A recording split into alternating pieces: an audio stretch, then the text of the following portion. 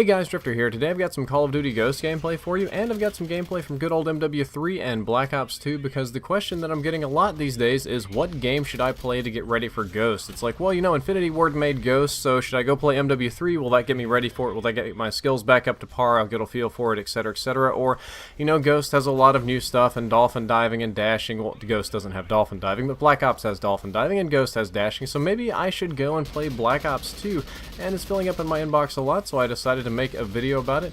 And the actual answer that I would give you is that there is no easy answer. That sounds like a cop-out, I know, but Ghost is different from other Call of Duty games, or at least it has a different feel. You know, a lot of the same elements are there, but the feel of the gameplay doesn't really match that well to MW3 or to Black Ops 2. I'm going to say it leans a little bit more to MW3, but not drastically. It feels most similar to Modern Warfare 3 in terms of color gradients, or the colors chosen. You know, the art design, it has that sort of gloomy, overcast, dark, scary future thing going on with it, where the colors are a little bit more washed and bleached, and they feel, you know, that grim, sort of oppressive, war is scary element going on. The other way it feels similar is the amount of gun kick. It feels very similar to MW3. The weapons hold and handle a lot like MW3 weapons and a lot less like Black Ops 2 weapons. And speaking of weapons, you do die very quickly in this game. One of the things that Black Ops 1 and 2 were very famous for is your ability to turn on people and challenge them in the middle of a gunfight. You could feel yourself being shot, and if you had a good enough reaction time, you could turn around and counter kill them. You're probably not going to be able to do that in Ghost. You certainly couldn't do it in MW3, and again, I would not expect very much of that in Ghost unless you're using like a very low damage weapon, a pistol, something like that. There are definitely some elements of this game that are very similar to Black Ops 2. You could say that Infinity Ward gently borrowed a few. They decided to add in dashing, which is similar to the dolphin dive. It's an additional movement mechanic. It'll give you a slight speed boost and change your hitbox and your elevation and all that. I don't think dashing is terribly similar to the dolphin dive, other than the fact that you now have another move to do other than just run and prone in an Infinity Ward game. You dash on your knees, you can shoot while doing it, and how far you dash depends on how fast you're moving. I will say it's similar to a Treyarch game or to Black Ops 2 in the large variety of things that you have available. Infinity Ward games have a tendency to focus on less guns, less options, less viable kill streaks, and they all work very well.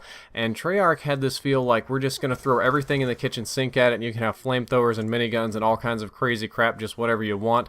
You know, weapon attachments, lots of goofy, kooky, crazy stuff, and it feels kind of like that, because it feels kind of like they threw everything in the kitchen sink at Call of Duty Ghost. All the kill streaks are crazy, the gun attachments are crazy, the guns themselves are crazy, so it does have that very chaotic kind of feel to it. And the other thing it shares in common with Black Ops is it feels very fast. Now, this is a 100% subjective thing, and I know some of you are going to disagree with me and call me an idiot down there in the comments.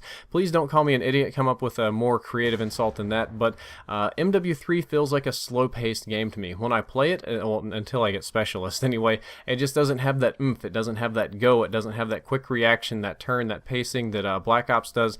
Black Ops feels like a much faster-paced, arcadey kind of game to me. I'm not saying that's a good thing or a bad thing, I'm just saying that MW3 was a little bit slower, pacing was more important, but Black Ops 2 is all about that run and gun, that fast, that chaos, that sort of thing.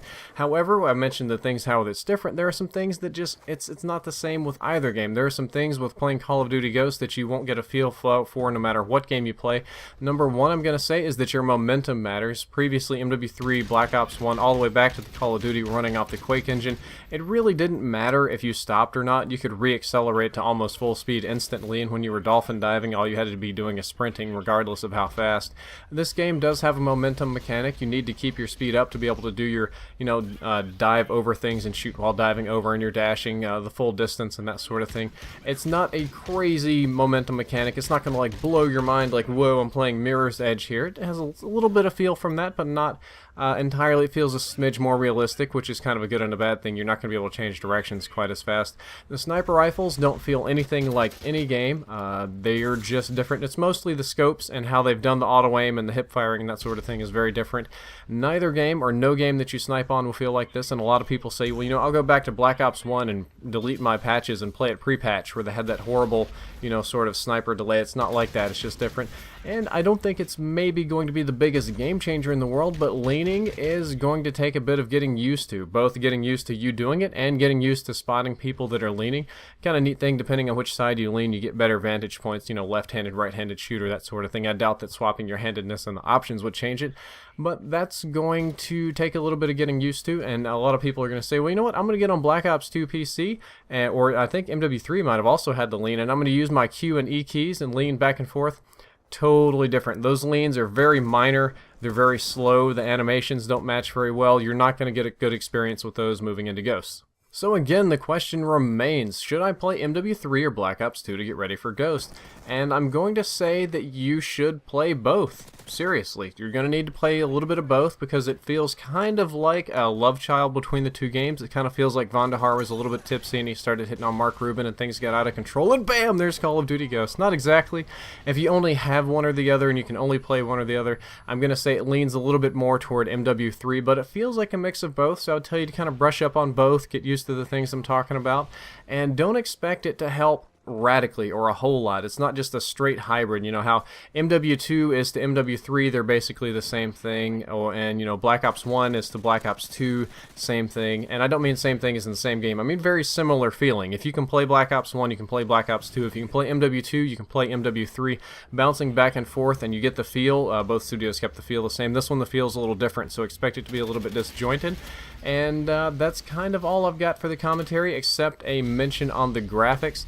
There is a big graphical difference. It's going to probably show up more on the new consoles than the old consoles because, you know, the Call of Duty games are sub HD.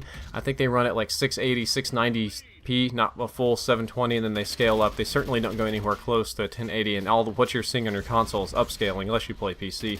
And I've had some people say, you know, Ghost is going to be, I can play Black Ops 2 on Ultra and it'll look like Ghost, or I can turn MW3 on Ultra and it'll look like Ghost. I don't think it's going to be that way because you've got a fundamental architecture change in how it's handling graphics and what it's doing, and especially the scaling. The scaling makes the biggest difference. You can notice the smoothness when you make the images here on YouTube and zoom in and look. So just expect it to look a little bit better if you're going next gen. If you're going Xbox 360, I would expect it to look a lot like Black Ops 2, and that's an entirely speculative thing to say because I have not played the Xbox 360 version. I haven't played the PS3 version, the Wii version, any of the current gen stuff. I have not played it.